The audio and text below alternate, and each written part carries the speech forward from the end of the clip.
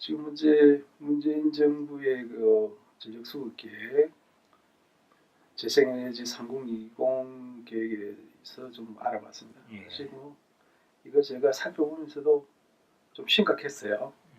이런 정책들이 누가 수립했고 이걸 추진하려고 하는 이유를 진짜 모르겠더라고요. 제가 보면 이렇게 가면은 2030년 되기 전에 심각한 문제가 야기될 거라고 저는 보고 있습니다.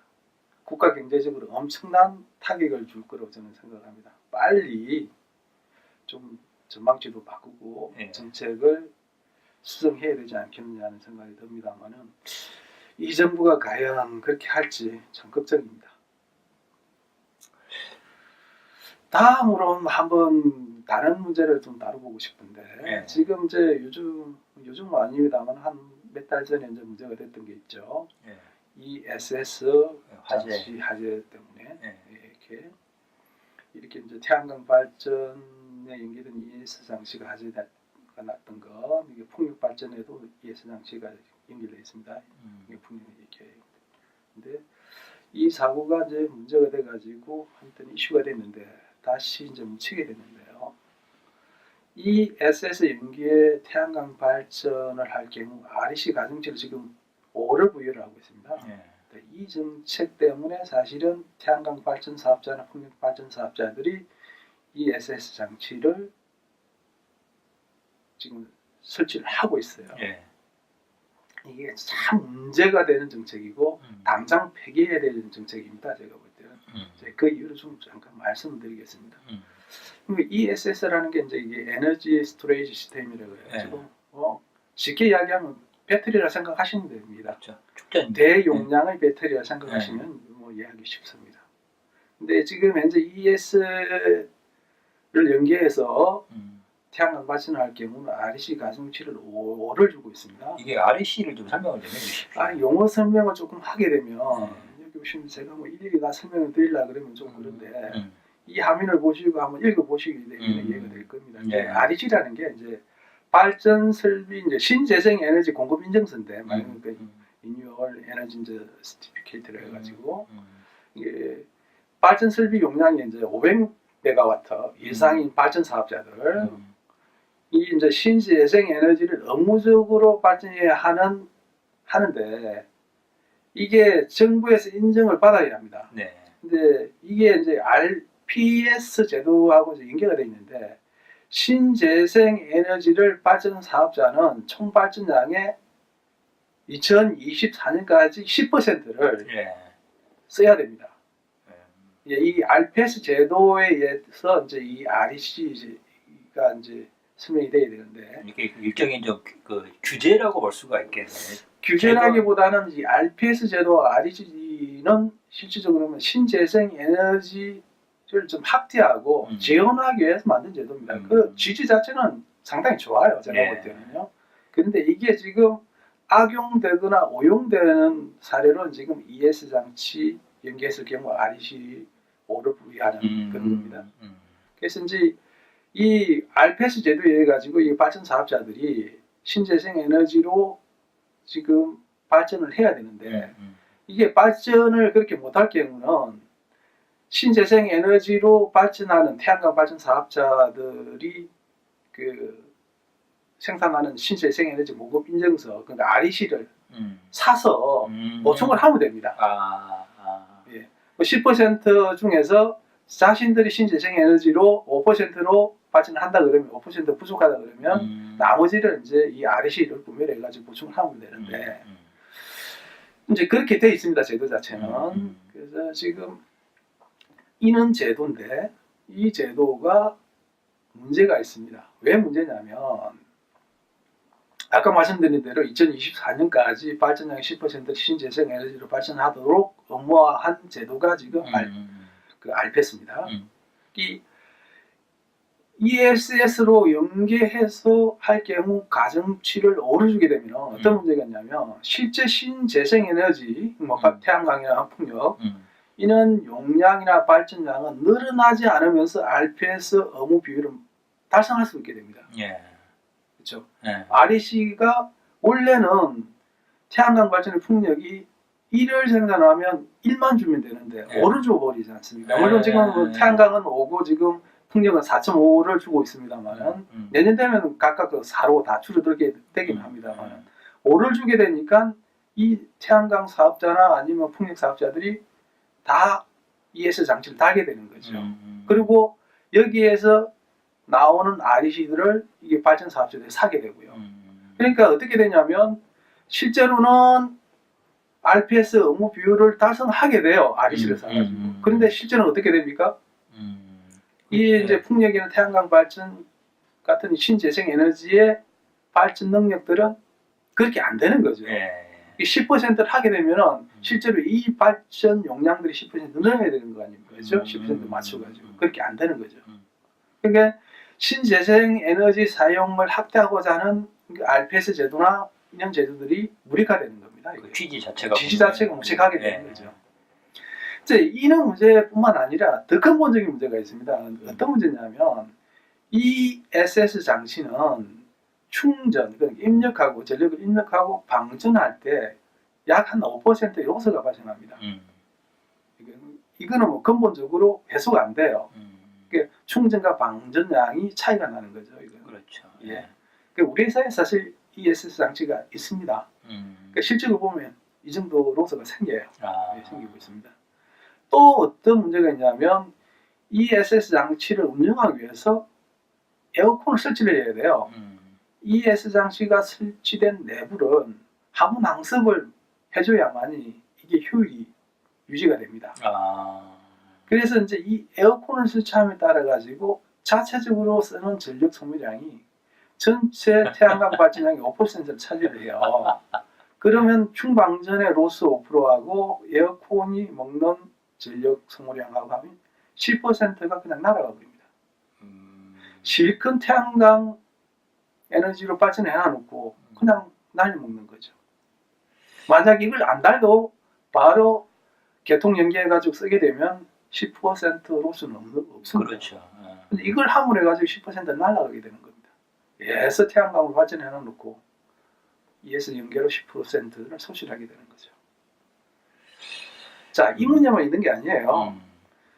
ES 장치는 전력 소비가 많은 10시부터 16시까지, 오후 4시까지 충전을 합니다. 그리고 전력 소비가 적은 야간에 방전하게 돼 있어요. 그럼 어떤 문제가 있냐면 차라리 전력 수요가 많은 낮 시간대에 그대로 쓰는 게 낫지 실컷 쓰는 낮 시간대에 충전해가지고 전력 소모가 낮은 야간에 방전을 해요. 근데 우리 회사에 설치된 ES 장치는 심야 전력을 충전했다가 낮 피크 타임 때 쓰게 되거든요. 그러니까 정반대입니다. 태양광으로 정반대 방향으로 쓰이고 있는 거예요. 그 원래 써야 될 거는 우리 회사에 설치된 그런 용도로 써야 되는 겁니다. 그게 우리 회사는 어떻게 했냐면 심야 전력은 한 60원대 이렇게 돼가지고 싸거든요. 피크 전력은 140원 이렇게 높습니다. 그 전력 단가 차이를 이용해 가지고 수익을 얻는 겁니다. 그러다 보니까 로스가 한 5% 나더라도 그게 경제성이 있어요. 그리고 국가 전체적으로 보면은 피크 전력 수요를 낮추게 돼서 도움이 돼요. 그런 식으로 이 SS 장치를 써야 되는 겁니다. 그런데 이게 태양광에 연계될 경우는 거꾸로 가요. 그러니까 이게 ESS하고 태양광은 기본적으로 컨셉에 맞지가 않는 거잖아요. 그렇죠. 해서는 안 되는 겁니다. 그런데 이제 ES 장치 연계를 해야 된다고 주장하는 사람들 이야기를 들어보면 또 핑계는 돼요. 핑계라기보단 들어보면 그럴싸해요. 일반인들은. 뭔 이야기하면 뭐냐면 더 커버를 제시를 합니다. 더 커버가 뭔가요? 이게 뭐냐면 이런 거예요. 우리처럼 생겼다 그건. 그렇죠. 오리지널 생겼죠. 이 수요 곡선을 보면. 자, 이게 일중에 이게 우리나라 게 아닙니다. 이게 저기 여기 자료가 제가 어디 카피해 온 건데 이게 에너지 알라바마라는 데서 나온 걸 제가 이제 카피해 왔습니다. 그 알라바마 지역에 뭐 이게 전력 수요인지 모르겠어요. 우리하고는 완전히 다르죠. 우리나라는 일중의 전력 수요가 어떻게 되냐면 심야에는 작습니다. 그리고 이제 6시부터는 올라가죠. 왜냐하면 이제 깨어서 출근 준비하고 학교 가야 하니까 전력도 들죠. 지사도 해야 되고 하니까 쭉 올라갔다가 어디 갔습니까? 이렇게 올라가기 시작합니다. 본격적으로 10시대부터는 엄청 올라가요. 그 다음에 이렇게 갔다 점심시간 때 12시부터 1시간 약간 떨어집니다. 왜냐하면 점심 먹고 쉬니까 이제. 기업들 예. 기업들이 우리나라는 제조업 사무실에서. 중심 이제 공장에서 보니까 쉬는 때가 많죠. 떨어졌다가 그 다음에 1시부터 2시가 거의 피크입니다. 그래서 쭉 떨어져요. 그러다가 이제 이렇게 왔다가 이제 6시 정도 되면 이제 퇴근하지 않습니까? 그럼 쭉 떨어집니다. 그 다음에 야간을 가면 또 다시 쭉쭉 떨어지죠. 이는 수요 곡선을 그리게 됩니다. 이거랑 반대네요. 그 지금. 반대죠. 근데 이제 이 덕커브를 이야기하는 건 뭐냐면 태양광이나 풍력같이 뭐 태양광만 이야기하면 낮 시간대에 이제 태양광이 발전하게 되니까 태양광 발전 설비가 많은 나라나 지역에서는 그 발전량이 낮에 많기 때문에 그게 공급량이 늘어나니까 전력 수요 자체를 그거에 의해 가지고 팍 떨어뜨리게 된다는 이야기죠. 그러면 피크 타임 때 오히려 더 떨어져 가지고 이는 더 커브를 그린다는 오이 모양을 만든다는 건데 우리나라에서는 이런 현상이 벌어질 수가 없어요. 왜냐하면 우리나라는 수출을 기반한 제조업을 기반한 수출을 하고 있는 나라다 보니까 우리나라는 지금 뭐냐면 산업용 전기 사용량 전체 사용량 56%입니다. 가정용 13%밖에 안 돼요. 그러니까 다른 선진국하고는 조금 전력 수요 구조가 달라요. 예. 한국이 제조업이 워낙 많은 그렇죠. 나라니까. 예. 그러니까 이런 곡선을 그리고 있을 때 태양광이 발전을 하는 이 시간대 오히려 발전하는 양을 그때 실시간으로 수중을 해가지고 이 피크 전력 수요를 낮춰주는 게 오히려 더 효과적이고 전력 수급하는데 도움이 됩니다. 그나마 태양광이 네. 의미를 갖는 그렇죠. 수 있다. 그렇죠. 그 말씀이에요. 맞습니다. 예. 그런데 우리 ES 장치는 이때 충전해가지고 전력 수급수는 그 피크 전력을 낮추지도 못하고 오히려 전력을 안 쓰는 야간에 방전을 해서 문제를 일으켜요. 이거 뭐 그러니까 한마디로 ESS 만드는 업체들한테 유리한 정책일 수밖에 없겠네요. 그렇죠. 이제 뭐 제가 그 배우는 예.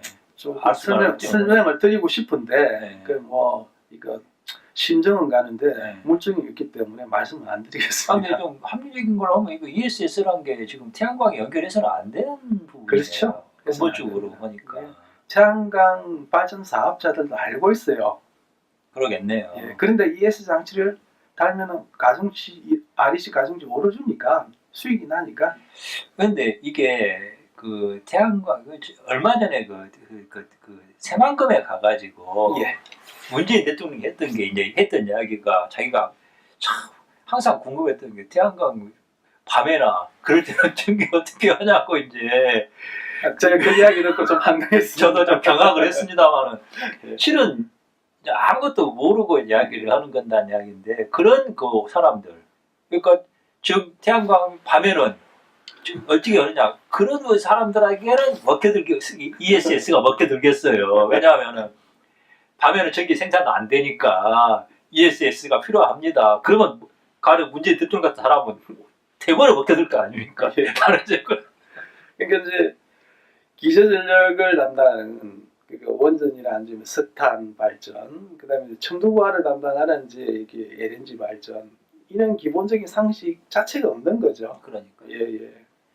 그런 상식도 없는 사람들이 이렇게 에너지 정책을 수립하고 있으니까 뭐 이게 뭐 이 업자들 입장에서는 좀 어린이 팔 비틀기 속여먹기 쉽겠네요. 예 보시면 그 예수 장치에 여기 달려 있죠 에어컨들이 네. 이렇게 달려 있죠.